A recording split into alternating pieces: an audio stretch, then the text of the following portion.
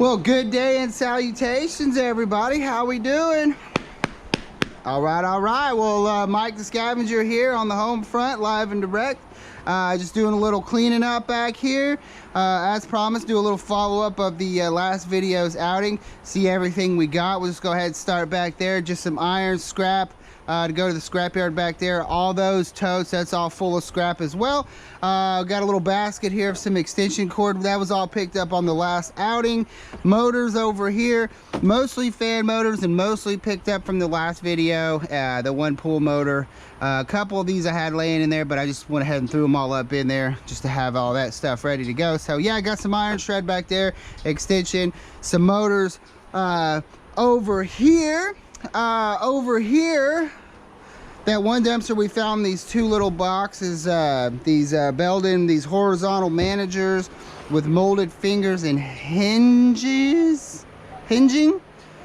These are they're like extension cord wire management things, you know.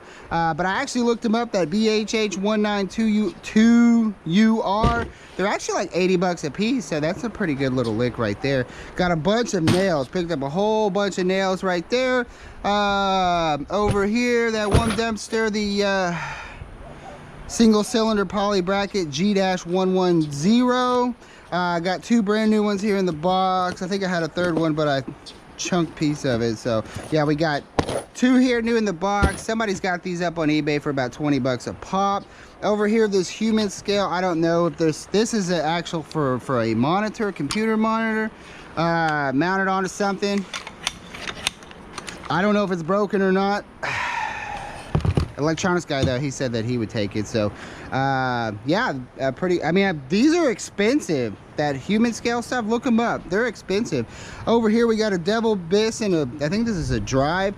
These are vacuum pumps. This one is a 120 volt, comes right on. I believe these are vacuum pumps, yeah. And you see the pressure change in there when you put your hand over it.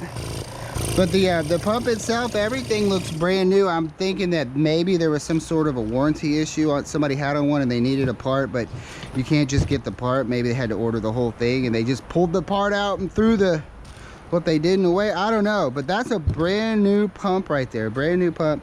Devil Biss Vacuate. This one, it's battery powered, so it charges up. Same thing though. It's got some little vacuum pump. Not sure why that kind of crap gets tossed out, but it does. Over here we got some high quality magnetic contacts, a few bags of these, the DC2531B, new in the package. Awesome stuff. Over here got some screws and anchors, some sort of nails and washers. I don't know what those go to. Big old box of drywall screws.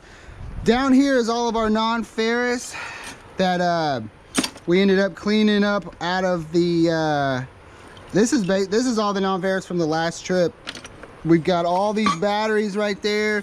I cleaned up the spit pump because it had so much brass, and that last one I tried smashing up at the scrapyard, but it doesn't smash very well, and I ended up not getting much off. So what I ended up doing this go around is because this one did have a brass impeller, I ended up just stripping it from the motor down to the pump. And I actually had one of these happen, like where you clean up the motor and then you cut the one end off the copper and the other end just slid right out. It was the most beautiful thing that has ever happened to me. So yeah, I cleaned it all the way down to the shaft, cut the shaft with the recip saw and smashed away as much as that aluminum as possible. So we got a big chunk of brass here.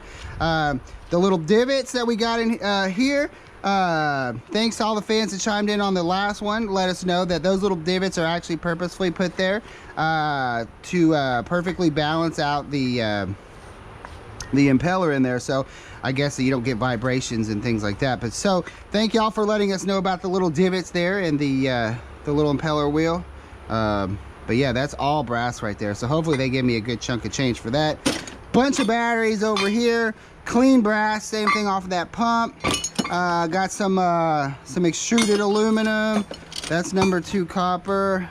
Got some cast aluminum, die cast aluminum that we've learned in the last video.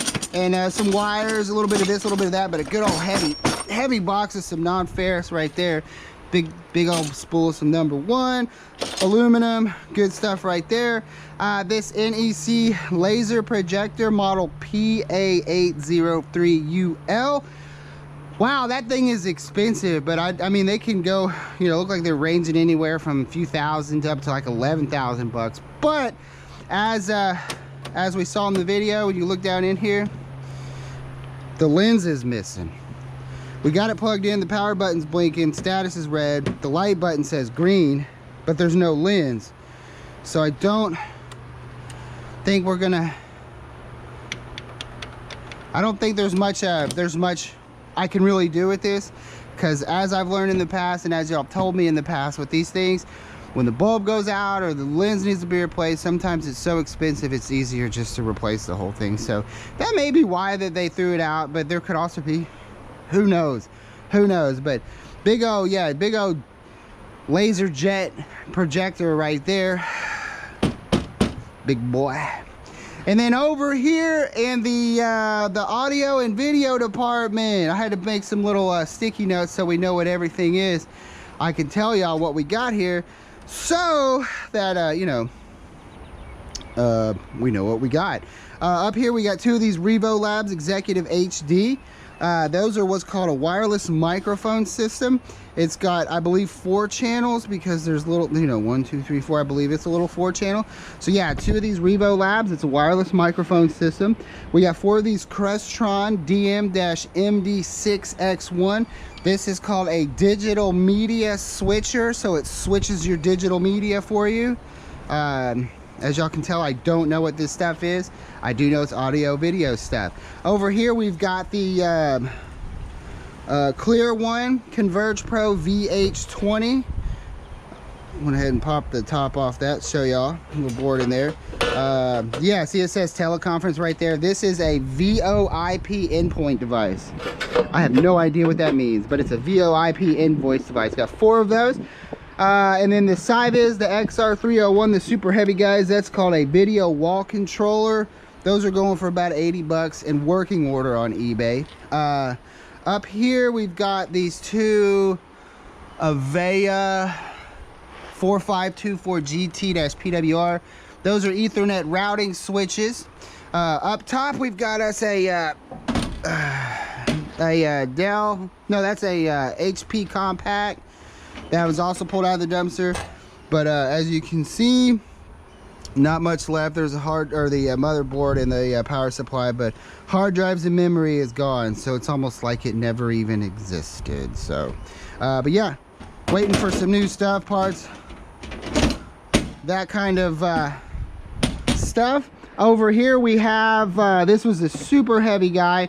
It's called a Richard Gray Power Company. It's a 1200 custom parallel power delivery for load impedance matching.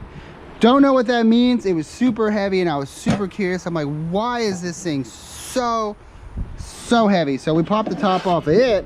If you look down in here, look at that. I think those are all like it's like big bands of copper, I think, big strips of it. Yeah, super heavy. So it's for load impedance matching. That's what that is. But these are real expensive, real pricey. Like all of this stuff, you look it up online, like it's pretty pricey stuff. But let's see, I think we pretty much covered the bases. Yeah, the bases are scraps, electronics, non-ferrous, a little bit of this, a little bit of that. So yeah, super awesome, spectacular trip out there, guys. Thanks for chiming in on the follow-up. As always, it was a total pleasure. You know, gotta go. Electronics guy, he's already ecstatic about all this stuff. Take that up to storage unit, drop it off, get the scrapyard, clean her out, make some more room, go fill it up. So thank y'all for tagging along, chiming in, all that good stuff, guys. We'll see you on the next one. Peace. The right brain drives me